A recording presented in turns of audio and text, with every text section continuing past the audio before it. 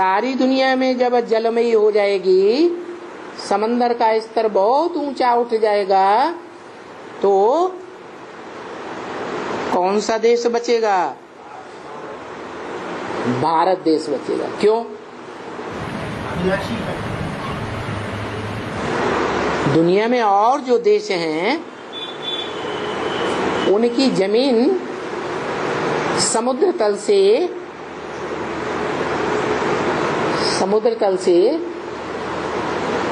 जितनी भारत की ऊंचाई है, उत्तर भारत या दक्षिण भारत तो चलो फिर भी डूब जाता है पहले ही।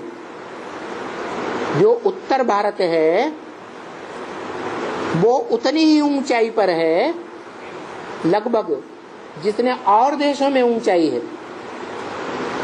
वहां पहाड़ नहीं है क्या?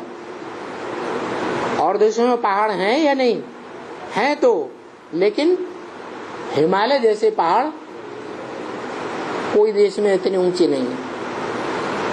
तो जहां ऊंचाई ज्यादा होगी वहां समंदर का स्तर है नहीं पहुंच पाएगा। और उसमें भी जितने भी पहाड़ हैं उनमें हिमालय पहाड़ सबसे ऊंचा है। और हिमालय पहाड़ पर भी ऊंचे से ऊंची चोटी कौन सी है जो दुनिया की सबसे बड़ी ऊंची चोटी है? एवरेस्ट। ईस्ट माने जो पूर्वी सभ्यता है, एक होती है पाश्चात्य सभ्यता और एक है पूर्वी सभ्यता। तो पूर्वी सभ्यता को फॉलो करने वालों में एक ऐसी चोटी है जो बहुत ऊंची है। उसके लिए बोला कि तुम जब पूरे ही डूब जाते हो, क्या जितने भी दूसरे धर्मों में कन्वर्ट होने वाले सर्प हैं वो सब डूब गए, फिर क्या बचेगा? ऊंचे से ऊंची चोटी बचती। तो जो एवरेस्ट माने पूर्वी सभ्यता को विशेष फॉलो करने वाली आत्माएं हैं, असल सूर्यवंशी, वो बचेंगे। और उनमें भी कौन बचेगा? जो गीता में लिखा है, ना सतो विद्यते भावो ना भावो विद्यते सत। सत्य का इस दुनिया में कभी अभाव नहीं होता, और जो असत्य है वो रह नहीं सकता हमेशा। असत्य माने सत्य नहीं है।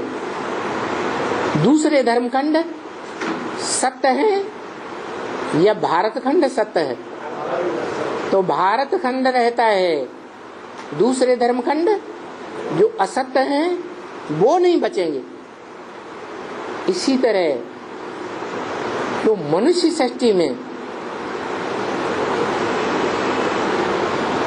वो आत्मा कौन है जिसके लिए शास्त्रों में भी गायन है कि वो एक सत्य जरूर रहता है?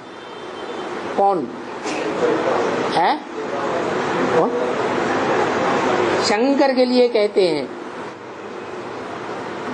कि उसका जन्म देने वाला कोई माँ बाप नहीं, उसकी मृत्यु होते हुए किसी ने देखा नहीं। वो मृत्यु होते हुए क्यों नहीं देखा? क्योंकि वो कालों का काल है, महाकाल है, सारी दुनिया को काल के गाल में ले जाने वाला, परंतु उसको काल के गाल में ले जाने वाला कोई भी नहीं है। बेहद में क्या अर्थ है इसका?